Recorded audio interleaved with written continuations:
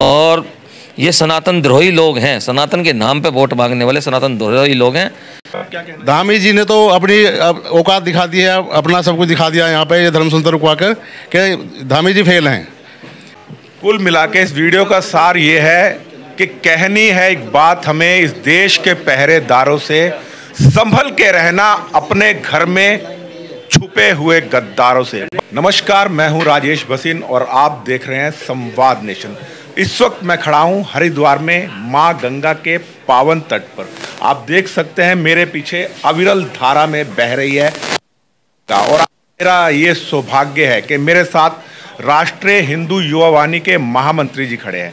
महामंत्री जी, मैं आपसे पूछना चाहूँगा, आज आप धर्म संसद में हिस्सा लेने आए थे और जिस तरह से यहाँ की धामी सरकार ने धर्म संसद को रुकवा दिया है, उसके बारे में आप क्या कहना चाहेंगे? हर हर महादेव साथियों, भसीन जी, बड़े ही दुर्भाग्य की बात है कि हिंदूवादी सरकार होते हुए धर्म संसद नहीं होने दी। यहाँ के शासन प्रशासन ने इतना बहुत ही गलत कार्य किया है कि उसमें जो है शासन प्रशासन ने डंगा डाला है। और धर्म संसद सिर्फ हमें हिंदुओं को जगाने के लिए है, हिंदुओं की रक्षा के लिए है। इसमें कोई गलत बात कहने वाला नहीं था, कोई गलत ऐसा व्यवहार नहीं था। लेकिन पुष्कर सिंह धामी जी को शर्म आनी चाहिए कि उन्होंने अपने ये सिपाही भेज कर, पुलिस भेज के धर्म संसद रुकवाई है। मैं भसीन जी आपको बता दूं कि हिंदुओं की आवाज़ उठाने वाला सिर्फ मात्र एक नरसिंह गिरी जी महाराज है और कोई नहीं है। इससे लग सभी देख रहे होंगे, संभल के अंदर 209 हत्याएं हुई हिंदुओं की, ठीक है। मस्जिद के अंदर मंदिर निकल रहे हैं।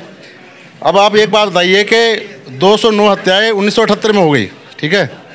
तो उन हत्याओं का 1978 में आज तक का इतिहास है, संभल में तकरीबन 209 हत्याएं हुई। तो 209 हत्याएं हुई हैं और वहाँ के जो पुराने जिन्होंने अपने घर छोड़े हैं वो आज वापस आ रहे हैं, अपने लिखे हुए पत्र लिखा रहे हैं कि पुलिस को हमने कंप्लेंट लिख कर दी है। उस टाइम भी पुलिस यही थी और आज भी पुलिस यही है, सिर्फ शासन बदला है। योगी जी वहाँ के मुख्यमंत्री हैं तो आज ये जाँच हो रही है, वरना ये भी दबा दी जाती।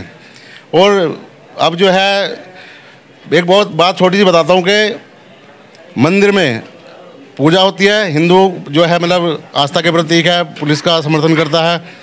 और आपने देखा होगा पुलिस वालों को दौड़ा कर मारा संभल के अंदर, ठीक है। और मंदिर तो निकल ही रहे हैं, हत्या भी हो गई, दौड़ा कर मारा, उनकी वर्दियां तक फाड़ दी गई, उनके असले भी छीन लिए गए। तो उनके साथ बहुत ही बुरा हुआ है वहाँ के शासन प्रशासन में। लेकिन हम तो योगी जी का धन्यवाद करते हैं कि इतना कुछ होते हुए भी और वो अकेले संभाल रहे हैं बागडोर को, वहाँ का शासन। योगी जी की कार्रवाई से आप संतुष्ट हैं? योगी जी बहुत अच्छे मुख्यमंत्री हैं। और धामी जी के बारे में क्या कहना? धामी जी ने तो अपनी औकात दिखा दी है, अपना सब कुछ दिखा दिया यहाँ पे ये धर्म संस्था रुकवा कर कि धामी जी फेल हैं। तो पुष्कर सिंह धामी का तो मैटर ही क्लोज है, क्योंकि कोई बढ़िया सरकार नहीं है। देवभूमि में होने के बाद भी यहाँ सबसे ज़्यादा संख्या जिहादियों की है। मेरे साथ राष्ट्रीय हिंदू युवा वाहिनी के अध्यक्ष अरुण त्यागी जी भी खड़े हैं। अरुण त्यागी जी, आप क्या कहना चाहेंगे? क्या वजह थी जो इन्होंने धर्म संसद को रुकवा दिया? क्या मन में भय था पुष्कर धामी के कि उन्होंने धर्म संसद पर रोक ही नहीं लगवाई बल्कि यहाँ पर जैमर तक लगवा दिया था? सभी को हर हर महादेव, जय श्री राम।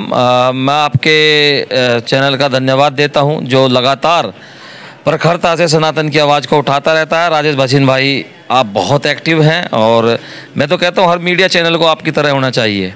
अब बात करते हैं धामी जी ने जो यहाँ कराया है। अब कमजोरी पता नहीं कहाँ से इन लोगों के अंदर आ गई है। सनातन के नाम पे वोट लेते हैं, गाय के सनातन के नाम पे वोट लेते हैं, और हम जब अपने लोगों को सनातन की बात बताना चाहते हैं, उनके घर तक पहुंचाना चाहते हैं, उन्हें जनाना चाहते हैं कि आपके साथ क्या खतरा आ रहा है, कितनी बड़ी समस्या है, तो ये अवगत नहीं होने देना चाहते। और कोई ना कोई षड्यंत्र है और धामी जी बिल्कुल विरोधी हैं, क्योंकि इतना बड़ा आयोजन एक संत अपने स्तर से, अपने लोगों से मांग के बिना किसी सरकार की सहायता के जब करता है तो इस तरीके की जो घटना होती हैं निंदनीय है। और ये सनातन द्रोही लोग हैं, सनातन के नाम पे वोट मांगने वाले सनातन द्रोही लोग हैं। तो मैं तो चाहूँगा कि आगे लोगों को मंथन करना चाहिए, इन लोगों को समझना चाहिए कि ये सनातन के नाम पे जो आज आपसे वोट ले रहे हैं, बरगला रहे हैं, तो आने वाला समय आपके लिए क्या होगा, क्योंकि बहन बेटियां कट जाती हैं, इनके ट्विटर हैंडल नहीं जाता। बांग्लादेश में इतनी बड़ी घटना हो जाती है, पूरे बांग्लादेश में एक दिन में 16 लाख लोगों को काट दिया जाता है, कोई ट्विटर नहीं डलता। ठीक है, जो सनातन रक्षक हैं उनकी तरफ से भी और जो सनातन विरोधी सरकारें हैं उनकी तरफ से भी। आप मतलब सीधा इसका निष्कर्ष ये निकल के आता है कि सारे लोग सनातन विरोधी हैं। अभी तक कोई सनातन के पक्ष में कोई सरकार नहीं बनी। अगर सनातनियों को जीवित रहना है, अगर मजबूत रहना है, अपनी बहन बेटियों की रक्षा करनी है, तो उसके लिए समय जागना पड़ेगा। निश्चित समय वो दूर नहीं जो हमारे गुरुवर कहते हैं नरसिंह गिरी जी महाराज कि 2029 और लास्ट करके ऊपर वाले की और माँ बगलामुखी की मेहर हो गई 2034। सत्य है, आज बांग्लादेश पाकिस्तान के हाल आप देख रहे हैं, और वो लोग भी अपने समय से अपना अस्त्र शस्त्र उठाते, एकता बनाते, तो आज ये परिस्थिति नहीं होती। 35% थे, कभी ये 35% हुआ करते थे बंगाल में और पाकिस्तान में। आज परिस्थिति ये है कि बहन बेटियों को छोड़ के भागना पड़ रहा है। ये देखिए, ये हिमाचल से आए हुए हैं, ये रिटायर्ड टीचर हैं, वह शिक्षक जो बच्चों को शिक्षा देता है और देश का भविष्य बनाते हैं। लेकिन देश के भविष्य के प्रति यह भी आशंकित है, चिंतित है। इस चिंता को लेकर आपके मन में क्या विचार है? हर हर महादेव। सबसे पहले तो मैं आपके चैनल का धन्यवाद करना चाहूँगा कि चैनल का धन्यवाद, ये हमारा कर्तव्य है। नहीं, जिस प्रखरता से आप आवाज़ उठाते हैं उस तरह से बाकी चैनलों को मैंने नहीं देखा है। और जिस तरीके से हालात बने हुए हैं, हमें स्वयं ही अपनी रक्षा के लिए तैयार हो जाना पड़ेगा, अन्यथा हम बचने वाले नहीं हैं। ये जो मुहिम यहाँ चलाई गई है, हम गुरुजी के साथ हैं, हर कदम के साथ कदम लाने के लिए तैयार हैं, उनके कंधे के साथ कंधा मिलाकर चलने के तैयार हैं। और हम ये भी लोगों से कहना चाहेंगे कि ये जो देशद्रोही ताकतें हैं ना, जो ऐसे कार्यक्रमों को बंद करवाते, इनके ऊपर मंथन करें और आगे के लिए इनको वोट भी ना दें और ना आने दें इनको सत्ता में। इस वक्त मेरे साथ एक ऐसी शख्सियत खड़ी हैं, ये हैं स्वामी नरसिंहानंद के सबसे परम शिष्य। अगर मैं कहूँ सबसे स्नेह आपसे करते हैं तो इसमें कोई अतिशक्ति नहीं होगी। सत्यानंद जी महाराज, आप भी हिमाचल में निवास करते हैं। हिमाचल वाले तो जाग गए जबकि वहाँ कांग्रेस की सरकार थी। जहाँ ये लोग कहते हैं कि हिंदूवादी सरकार है, उत्तराखंड या उत्तर प्रदेश, वहाँ पर भी धर्म संसद नहीं होने दी जा रही है।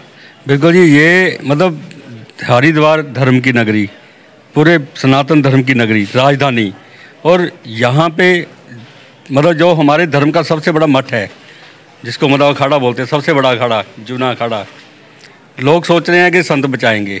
ठीक है, तो सबसे बड़ा अखाड़ा और उसका हेडक्वार्टर, मुख्यालय हेडक्वार्टर, सबसे बड़ा अखाड़ा और सबसे बड़ा मुख्यालय, और वहाँ पे मतलब झूठ बोल के कि सुप्रीम कोर्ट मना कर रहा है, सुप्रीम कोर्ट मना कर रहा है, और झूठ बोल के सुप्रीम कोर्ट का नाम लेके हमारी धर्म संसद रुकवाना, ये अपने आप में एक चिंतनीय विषय है। सुप्रीम कोर्ट का ऑर्डर था धर्म संसद नहीं रुकवाने का, तो ये जो इन्होंने किया है यहाँ के प्रशासनिक अधिकारियों ने, ये सुप्रीम कोर्ट की आज्ञा की अवहेलना नहीं है? ये सुप्रीम कोर्ट की आज्ञा की अवहेलना भी है। देखिए, ये कानून, ये प्रशासन, ये सत्ताधारी, ये सब ऐसे ही चलता रहेगा। ये कोई भी हमारी रक्षा ना हमारा सुप्रीम कोर्ट रक्षा करने वाला है, ना हमारे यहाँ के प्रशासन हमारा कोई चिंतन करने वाला है, ना यहाँ के नेता हमारा चिंतन करने वाले हैं। और साधु संत समाज आपके सामने ही है। अगर कुछ लोग हमारे ऐसे बोल रहे हैं, तो देहरादून में पता नहीं कौन से साधु थे, वो उन साधुओं ने वहाँ पे देहरादून में विरोध प्रदर्शन दर्ज कराया भी ये धर्म संसद नहीं होनी चाहिए। क्यों नहीं? साधुओं ने। और साधु ही आपके विरोधी हो, साधु आपके विरोधी, क्यों किस वजह से? मैं वही तो, क्यों नहीं होनी चाहिए कि हम इसलिए कि हम बोल रहे हैं कि हमारी बच्चियों के बलात्कार हो रहे हैं। मैं बताऊं वजह क्या है जी, कि आप हिंदुओं के पक्ष में आवाज उठाना चाहते हैं और ऐसे संत जो मौलानाओं के साथ गठबंधन कर लेते हैं, उनसे पैसे ले लेते हैं और उनके पक्ष में आवाज उठाते हैं। बिल्कुल, हाँ बिल्कुल। और इनका काम है कि हमारे जो जितने भी ये लोग हैं, जितने भी जैसे आप नाम उजागर करेंगे, कौन ऐसे संत थे जो आपके विरोध में खड़े थे? नहीं ना, हमने नाम नहीं बताना। नहीं, नाम बताने में कोई हमको दिक्कत नहीं है, लेकिन जो ये मैं बात बता रहा हूँ, ये पेपर में आया है, मतलब ऐसे नहीं हम बता रहे हैं, ये यहाँ के न्यूज़पेपर में आया है कि देहरादून में ऐसे लोग संतों ने 60 संतों ने इसके विपरीत मतलब प्रोटेस्ट किया या ज्ञापन दिया है। और 120 हिंदू संगठन, कोई मानवीय संगठन, कोई चिंतनीय संगठन, कोई पोस्को संगठन, ये सारे, और उनके पूर्व जो हमारे स्टेट के जो सेक्रेटरीट लेवल के लोग, सेक्रेटरी लेवल के लोग, सचिव लेवल के लोग, उन्होंने इसका विरोध दर्ज करवाया। हमारी लड़ाई किसके लिए है? बच्चों के लिए, हिंदू बच्चों के लिए। और हमारा एम क्या है? अपने धर्म को बचाना। और हमारे विरुद्ध कौन है?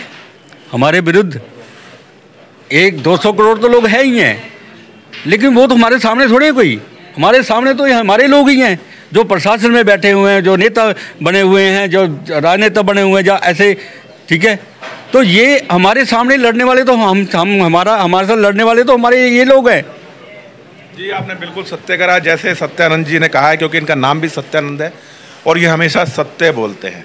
इन्होंने ये कहा कि इस धर्म संसद को रुकवाने के पीछे विधर्मियों का केवल हाथ नहीं था, उन ऐसे भेड़ियों का हाथ भी था जो भगवा धारण करके बैठे हैं लेकिन साथ देते हैं विधर्मियों का, अधर्मियों का। उन्होंने भी मांग रखी कि इस धर्म संसद को नहीं होने देना चाहिए।